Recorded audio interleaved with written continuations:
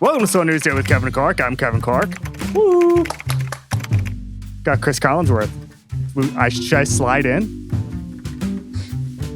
Yeah, let's slide in. So then I lean out of the shot like that.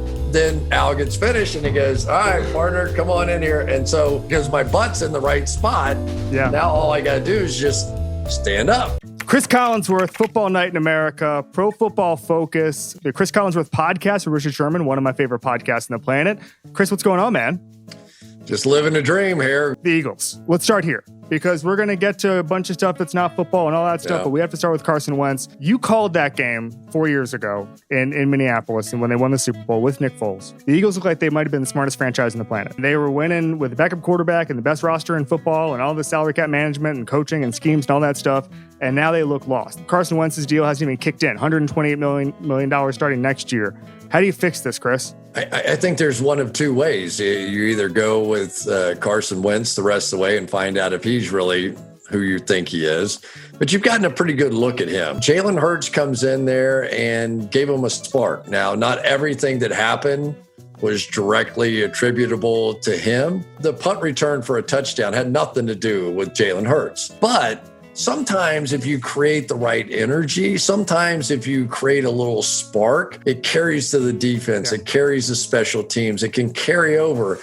And I was just wondering, if you go inside that locker room, inside that Eagles locker room, and they had announced Carson Wentz was going to be the starting quarterback, would you have gotten the mumbling? You know, locker rooms are famous for, a little grumbling, that kind of sound, as opposed to Jalen Hurts is now the starter. And it's like, hey, this awful season, I wonder, do we have a chance? Can we still make the playoffs?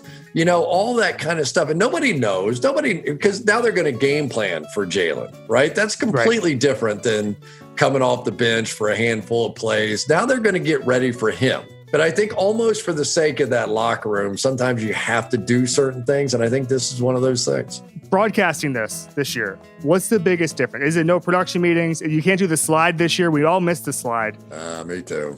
But you do know the story of the slide, right? I don't think I do. Here's the story of the slide. At the beginning of the game, they give me a mark to sit on, right? That's a piece of tape. We sit on the desk and Al has his piece of tape and I have my tape. So I'm sitting there and we always open with a solo shot of Al. So they say, Cris, don't just straddle that piece of tape. Don't move. Okay, I won't move. So then Al starts getting ready to do his stuff and our cameraman, Billy, goes, Cris, get your ass out of the shot. You're in Al's shot. And I go, well, what do you want me to do? You want me to stand on my stupid mark or you want me to get out of the shot? And he goes, well, sit at the mark, just lean out. All right. So then I lean out of the shot like that. Then Al gets finished and he goes, all right, partner, come on in here. And so because my butt's in the right spot, now all I got to do is just stand up, like one of those punching things that we used to have when we were babies. You know, you punch it, it falls down, it comes back. And so that's where the entirety of this thing got started. I never thought anything about it. And then I saw a thing on social media one time where they put it to like a picture of like a World Cup soccer match. And they go crazy when I slide in. And for like 3.7 seconds, I was like, is that real? No, it's like one of those things, That's how the whole thing got started. You talked about something a couple of weeks ago on your podcast with Richard that I found amazing, or an amazing question, and we need to dive into this. If you give Patrick Mahomes to Adam Gase and the Jets right now, over 16 games, what happens, Cris? I don't know. I don't know. I have no idea. So I tend to think that it obviously would be less for Patrick. It would be more for the Jets.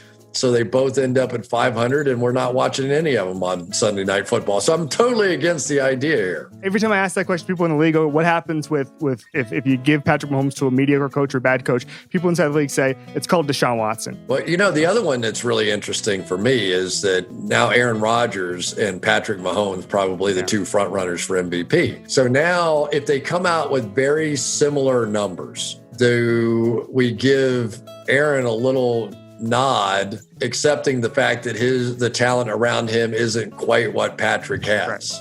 What's the tiebreaker here anymore? Believe me, I was one of the voters forever on this thing. All of that stuff is going to come into play, all of it. Are you getting your MVP vote back? Who do we have to ask about this? No, I got kicked out of the club. I can't believe it. And I didn't even know it. That was the interesting part about it was.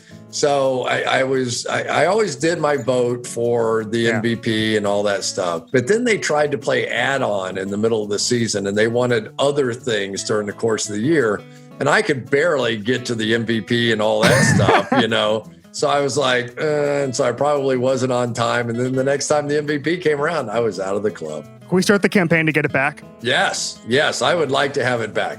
But I only want that. I don't want to be voting on something every week. I don't want the whole oil field. I just want that one well. It's totally reasonable. Sometimes they want to do like other stuff. I don't want the other stuff. Okay, we end of the awards, no other stuff. Cris Collinsworth, we're getting your vote back. It starts right now on Slow News Day. All right, when Cris Collinsworth's in his hotel room right now, what are we watching? What is the binge watch right now? What are the movies? What are the TV shows? Watching Queen's Gambit, something like that? I did watch Queen's Gambit. I like that show. I like that show a lot. I like to play chess anyway. What do we like about it? I'm always intrigued. To me, it was kind of like Rocky, By the end of it, when she's like in the championships of the world championships and all that, under my breath, I'm going,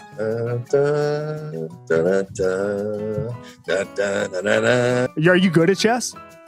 No. I used to gamble on it. So I had to be good at one point. Yeah. So we had one of those like automatic boards so we would play speed chess. You would only have like 5 minutes. Which is in the Queen's Gambit. Minutes. Yeah. So I would only have like 5 minutes or 10 minutes. So, and I'm playing with other football players and other idiots like me. So it wasn't like it was competitive. We got tired of backgammon, so we needed a new challenge. And so we would play, but we would also play it like we played backgammon and with a doubling cue. So at any given point, you could say I double, and the guy had to either double the bet or fold and quit the game. Even if you started with a couple of bucks, you could end up in some $500 games and sweaty palms and all that kind of stuff. Is that the craziest thing you bet on, or are there crazier?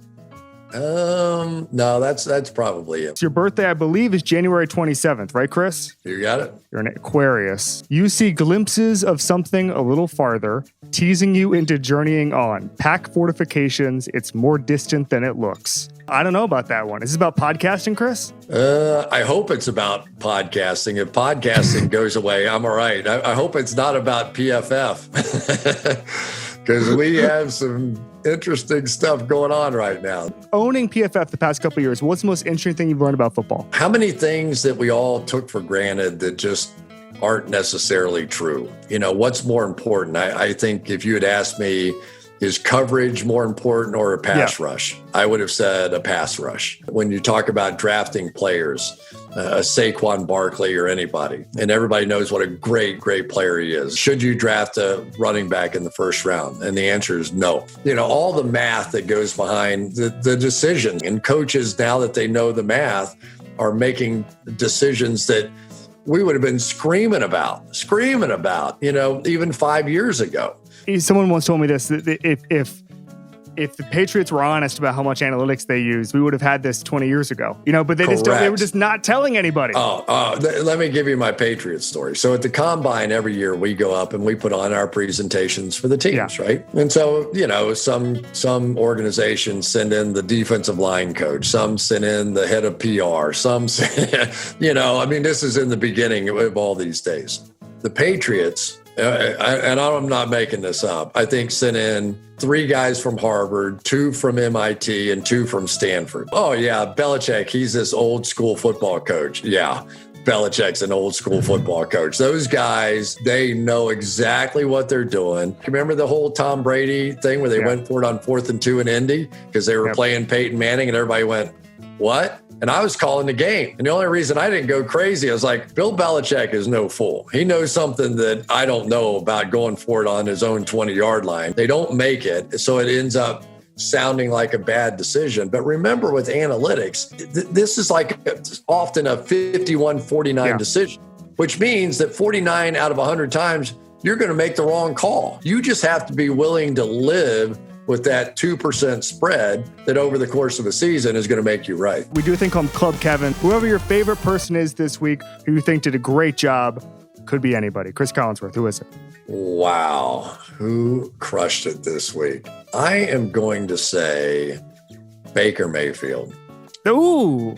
I think Baker was about to work his way out of PFF's good graces, because we had him as the number 1 overall pick. Not everybody did. They were slow to come to it. The Cleveland Browns did. He had a phenomenal rookie season. He looked like he was going to be all that. And then it just kind of faded away. And I don't know what happened. And he got in some games this year with just horrible weather, right? Just terrible weather. So his numbers weren't very good. Then he got against a really good team in Tennessee in a really big game for everybody. And Baker Mayfield lit their hair on fire. He was unbelievable. And right now, the Browns at 9-3 look like they're real. They can run it. They can throw it.